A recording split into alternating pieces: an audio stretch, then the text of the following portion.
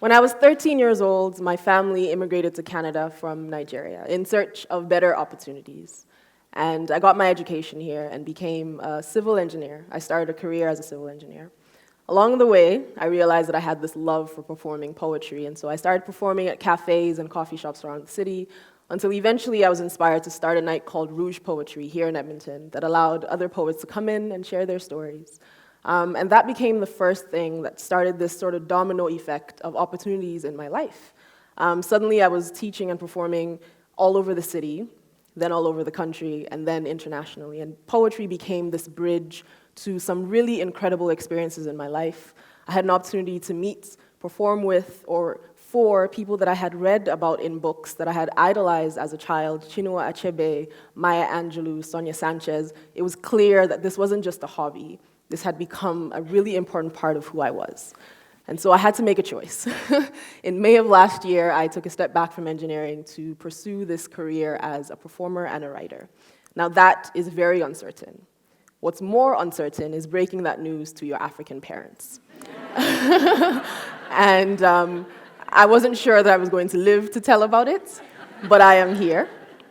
But what I've learned along the way is that poetry was just the medium. Art has been such an important tool for people to heal themselves, for people to connect with the human experience, and I am certain that this is my life's work, to perform, to share my stories.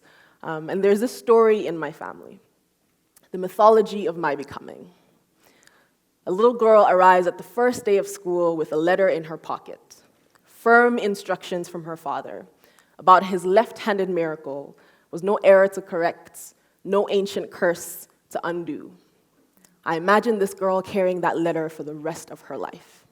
Heavy as an anchor, a tether against some unknown ocean, held fast by her father's hand, she was his daughter, and that was enough. I could not have known then that I would peel open the pages of my first empty notebook like the curtains of my childhood home. I didn't know that I could time travel, that I would grip my pen like a hand to pull me joyful or kicking and screaming into my own womanhood, or like a shovel to dig myself out from beneath the rubble of my own self-doubt. I didn't understand the planting in words. I didn't know about sowing and harvest, that these stories would bloom gently in my mouth, and I would lay them down one by one until I was one day standing in a garden of my own dreams. I didn't know what I was digging for.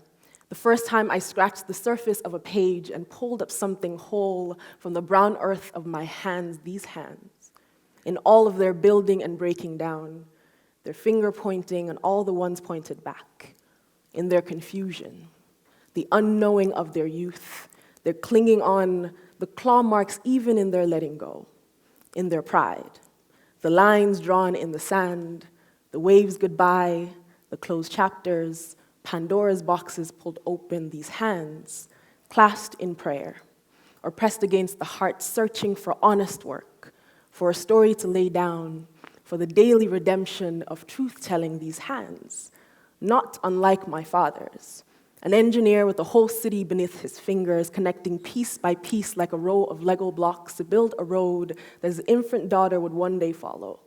This path laid out by masterful design for this girl who was too much water, this girl with the heart of a dreamer, this girl with her head in the clouds, and the clouds would come, quiet like a thief in the night, taking just a little bit at a time, not enough for us to notice until so much was already gone.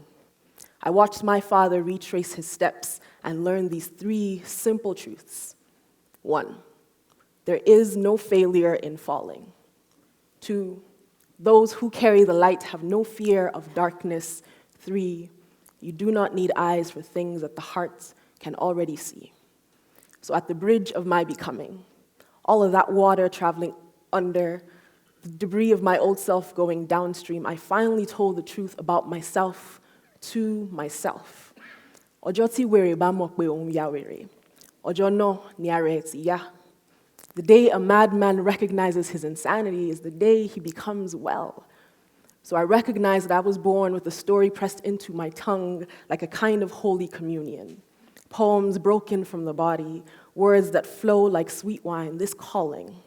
that sits in my chest like a boulder that I am carving with my bare hands, trying to create a life to marvel at.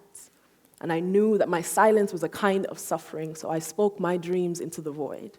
And the whole world answered back the questions I didn't even know that I was asking.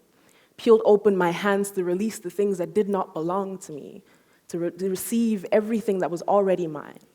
Gave me stage after stage to lay down an offering, poem after poem to write my way back into myself, friends for every milestone, with lantern hearts to light up my path, to lead me here, to this place, where I know that even though my dreams are just a speck of dust in a whole galaxy of dreamers, something in the universe believes that I am worthy.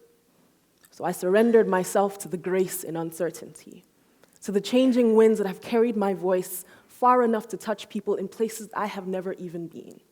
And I may know nothing at all, but I know that laughter is the gateway to forgiveness. I know that I laugh a lot. I know how bridges are built and how they are burned. I know that some roads lead to nowhere, but nowhere is still a place. I know that we are all searching, and sometimes what we are looking for is not what we were looking for. It is okay to want new things. I believe in second chances, but I know how the same mistake can disguise itself as a new beginning, so I believe in letting go. I think that God must be a multitasking woman, because my mother can cook 3 different meals at the same time. Feeding people is how she expresses her love, and I eat too much. I peel her kindness clean off the bone. I know there are many different kinds of hunger. I know how an empty heart can feel like an empty belly. I know that sometimes what we cannot speak is exactly what we are trying to say. Pain can be so sharp that it cuts out your tongue. I know how women can cover their wounds until they fester and rot. I know how the smell of it can crowd a whole room. I know that my foot size is the exact distance from my wrists to my elbows. Our bodies are mathematical equations, but we are still searching for answers. My heart is the size of a fist. It's no wonder that love often feels like throwing punches. I know how our bodies make silent contracts, how a kiss becomes a handcuff. I know the prisons we build to protect our hearts. That is not love.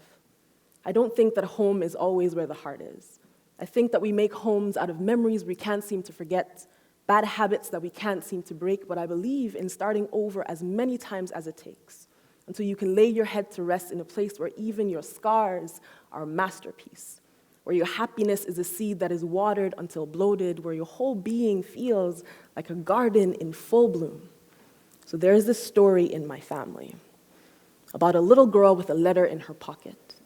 I imagine it folding into itself like a silent knowing, like a woman emerging, like a paper airplane, like a small dream taking flight.